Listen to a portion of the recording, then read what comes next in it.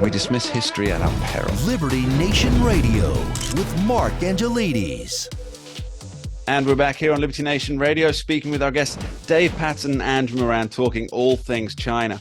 I really want to get into how globalism and the global markets are reacting to China and what the globalism really means for sovereign nations. And specifically, Dave, I think you've got an interesting point to make about how developing nations are set to get a little bit more money and how that works out. Could you give us the basics on that? Well, basically, what we're facing is this perverse situation where China, the number 2 economy in the world, is considered a developing nation. Well, this is absurd. But as a developing nation, it gets preference in the International Monetary Fund, which, incidentally, many Democrats have said we should increase the level of what's known as the draw. And guess who's going to take advantage of that? China, the developing nation. It's ridiculous, really, isn't it, to say it's a developing nation? I mean, I kind of understand the opening up of China that happened so many decades ago. And I can see why it might have been a sound policy at the time, because there's a lot of strategic issues behind it, strategic thinking behind it.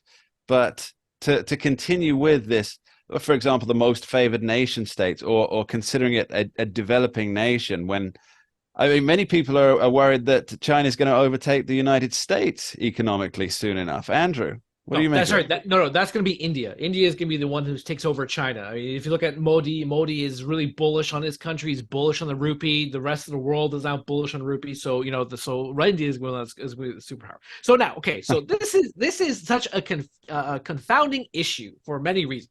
Okay, so this past spring there were several hearings in Congress about how the U.S. needs to fill the vacuum that China's overtaking U.S. role in, let's say, the International Monetary Fund or the World Bank. So that's where this whole idea comes from, whereby the U.S. needs to start financing more, putting more money into the IMF and World Bank. Janet Yellen wants a few $1 billion, and Republicans say, why are we doing that? We're already providing all this money, and we don't have any money itself. So Dave is correct. So China is considered a developing country, so it's going to get money from the IMF and the World Bank. At the same time, it's also one of the leaders of lending out to countries all over the world, as I keep repeating, the Belt and Road Initiative. So it's going to take that money it gets, transfer it to other countries all over the world, and the U.S. is going to subsidize this because it's putting more money into the IMF and World Bank. So this policy doesn't make any sense whatsoever. I get everyone's concern that China is cozying up to everybody by just giving them billions of dollars or billions of yuan,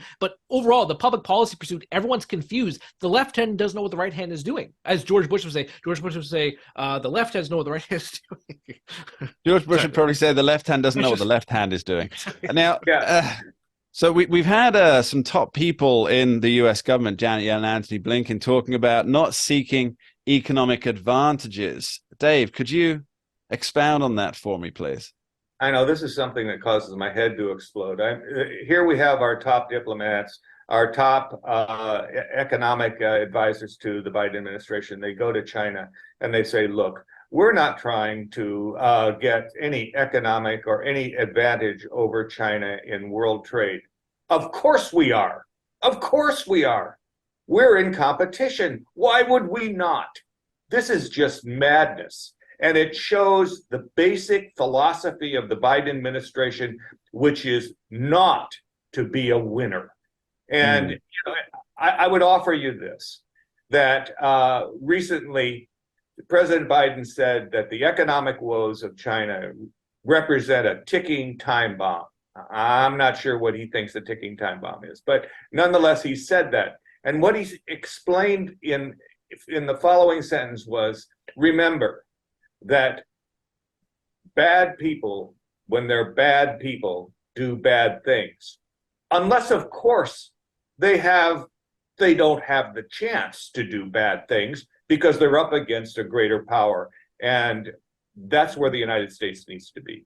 It needs to be the deterrent, greater power, so that bad people don't do bad things.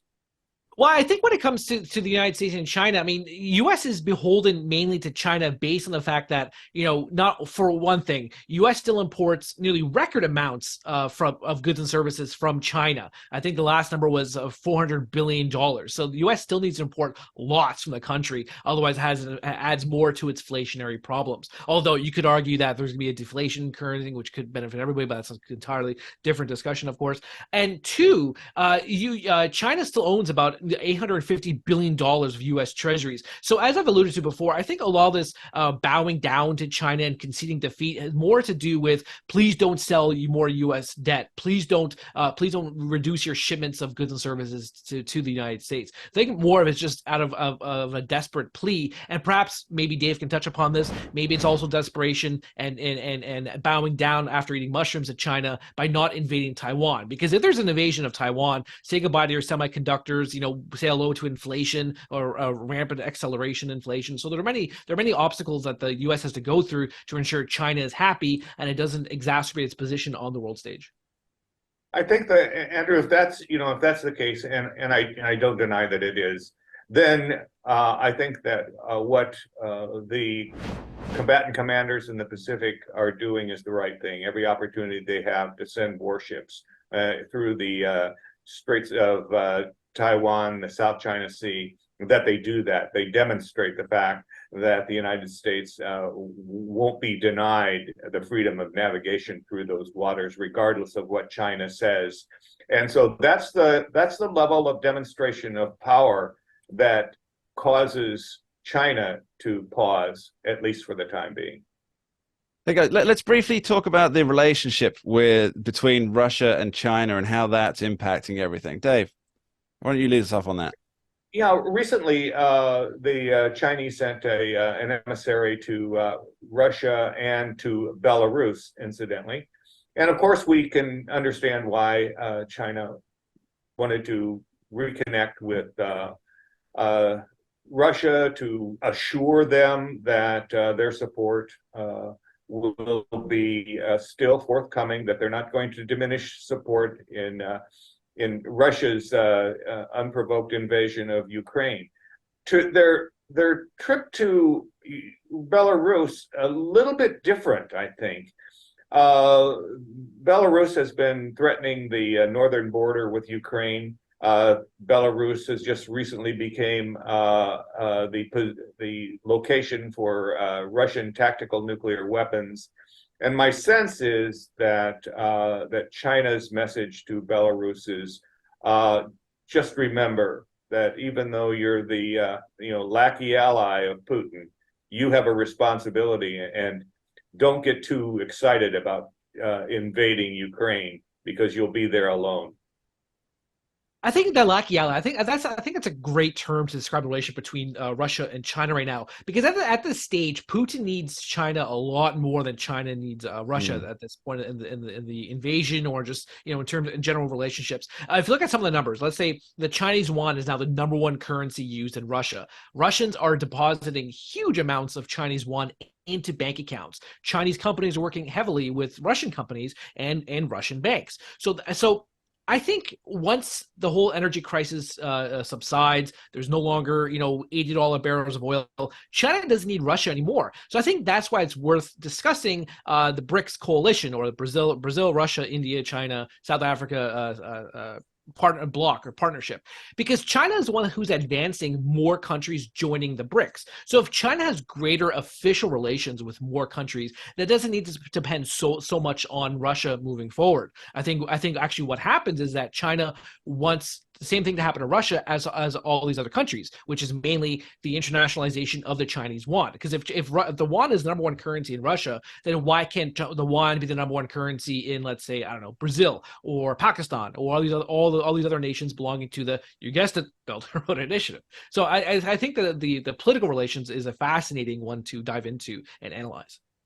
Yeah, I think that's right, and don't forget also that between Russia and China, Russia has a market for its uranium, its enriched uranium, which it sells to China, and it causes the relationship to be tighter with regard to the nuclear partnership that they have.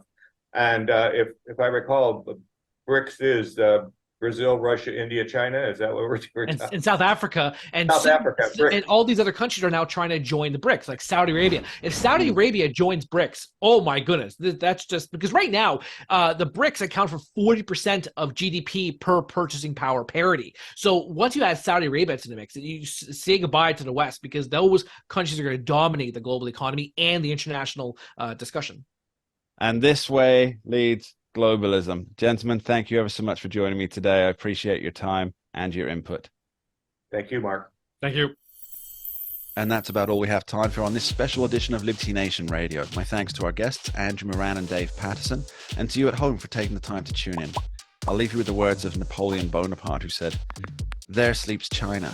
God pity us if she wakes. Let her sleep." Well, it seems the alarm bell is ringing for that particular sleeping dragon. Thanks for listening. We dismiss history at our peril. Liberty Nation Radio with Mark Angelides. Don't get caught up in the media madness. Join our movement for free thinking and free speech at libertynation.com.